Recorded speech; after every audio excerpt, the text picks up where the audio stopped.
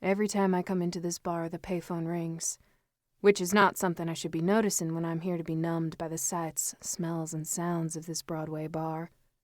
It's dingier than the rest of the joints on the Strip, its neon lights faded by decades of secondhand smoke, its dance floor dulled by 1,000 scuffs. But it's one of the few places in this town where I don't have to worry about whose hands are sliding into my back pockets during a slow dance, or whose eyes might just witness while we do. This bar'd be nirvana if it weren't for that one disturbing detail no one else seems conscious of, when by the end of the night, I know it's all I'll hear. Shouldering through the door, the far corner where the payphone is hung is where my gaze goes on automatic. It's quiet, still and dark, while the bar around it pulses with the thrum of guitars and lonely hearts. I scan the crowd, scan the liquor shelf, order a drink, and settle into the skin I don't permit myself to wear out in the open. All the while, I'm stealing glances at the phone. It's quiet, and in the solace of that silence, I stretch and yawn, taking up space, getting comfortable in a shape I don't usually take despite it being my most natural form. It doesn't take long, no, luckily it never does, for a body to find itself beside mine on the stool, for an elbow to crowd mine on the bar top, and for long, blonde hair to get tucked behind a studded ear. "Well, hello," she says. "Howdy," I reply, concealing my grin with a rocks glass to my lips. The whiskey burns my nose, makes my head pulse in a way that slows time. I can take in her every detail like this, with the hourglass on pause, the sharp flick of her eyeliner and the milky slice of her midriff, bedazzled with a dangling gemstone. I'm admiring the curve of her Levi's when I hear the first "bring." Bile immediately bubbles up, the way my eyes immediately cast over her shoulder to where the payphone stands in the shadows. On the call box, a singular red light flashes in a steady rhythm in time with the rings. I do not breathe, simply freeze, hoping that unlike every other time, that if I just stay still, if I just forget temptation and truth and happiness, that the telephone will ring itself out and all will be quiet again. But this is a futile dream that mocks an improbable reality. The woman leans into my eye line, and my vision racks focus to the curious tilt of her head, her smile. "I said," she repeats loudly, leaning in close like it was the music that made me mishear, "is anyone sitting here?" The unanswered phone continues to ring, but I see her clearly now. I let the apples of her perfume muffle the sound. My attention goes 80-20. God bless beautiful distractions. "They are now," I say. My lips cant into a smile, and I abandon my whiskey to hook a finger in her belt loop, urging her to take a seat on the stool nearest to mine.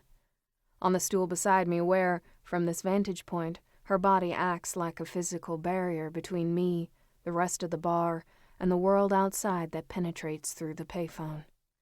It continues to ring, and ring, and ring.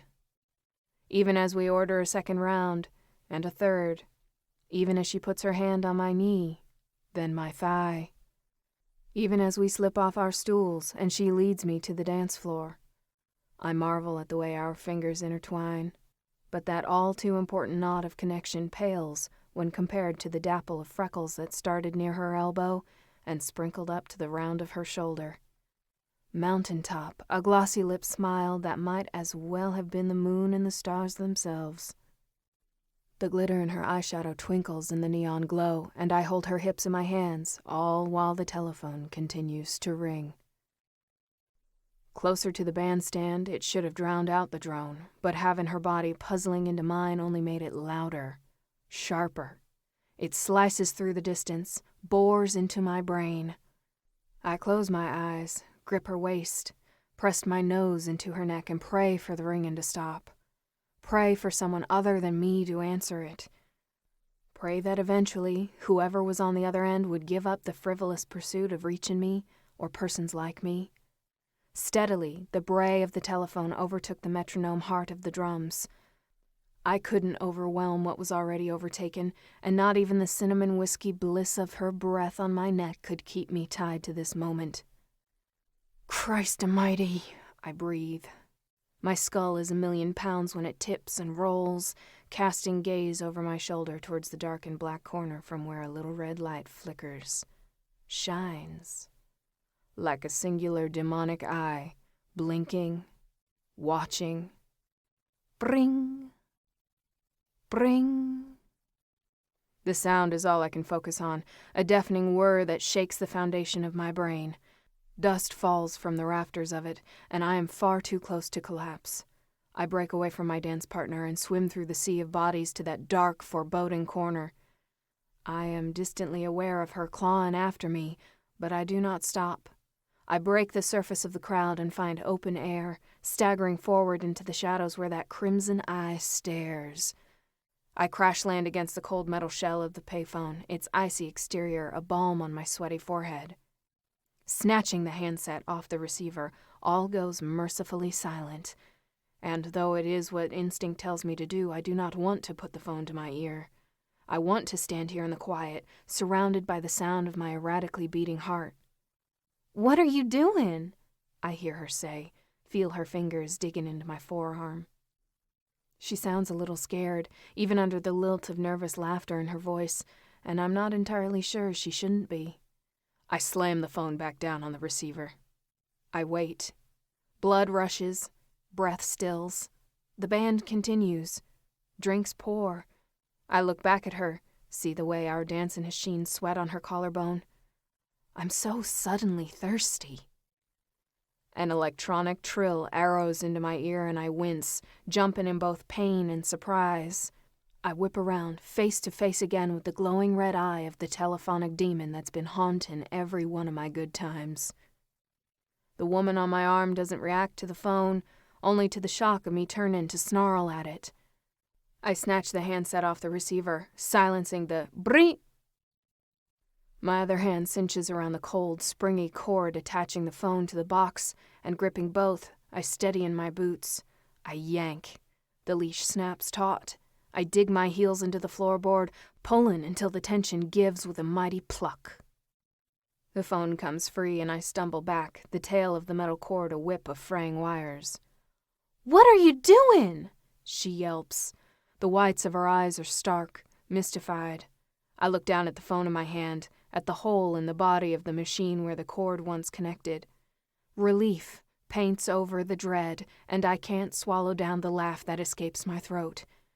"Come on," I tell her as I take her hand in mine. She doesn't hesitate to follow me when I toss the telephone to the ground and lead her out the back. The handset clatters on the floor and the plastic cracks as the emergency exit bangs shut. We're running when we hit the balmy night air, boots splashing in the garbage grime of alleys we're racing through like labyrinths. This is freedom, I think, as her laughter echoes off the bricks. Panting, lungs burning, I cup her hips and shove her to a stop against a chain-link fence. It squeals under our collective weight, bending to fit the shape of her backside. The shadows of the curled barbed wire case us in, and I revel in the sound of her giggles, her breathing, as my lips find hers. Just then a junkyard dog rushes the fence, teeth snapping, spraying spittle. I yank her into the safety of my arms. I've had it with all the world and all its distractions. "Please tell me you live somewhere close." She smiles and tucks a strand of hair behind her ear. Then she nods and takes my hand. There's something about guiding a woman to lay back on a mattress that can't compete with pulling her into a handicapped stall. My hand slides up her outer thigh and I crawl the length of her prone body. She stretches out like a cat beneath me, purring and running her claws through my hair. The room is soaked in the moon's silver, her body encased in the heat of my shadow, and our smiles end when our lips meet. There is nothing in this moment but the taste of Tennessee on her tongue, the subtle squeak of the bed springs, the thunder of my own heart. This is freedom, I think, only a single second before a telephone rings. I freeze.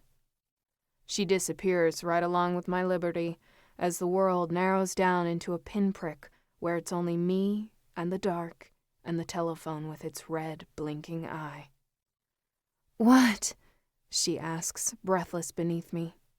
I've stopped kissing her. What is it? Her head tilts back on the pillow, following my eyeline to where a mint green telephone sits on her nightstand. It rings and rings. And it's only then I realize I've never asked if anyone else can hear it. And it's only then I realize I don't have to anymore. Her eyes tell me everything.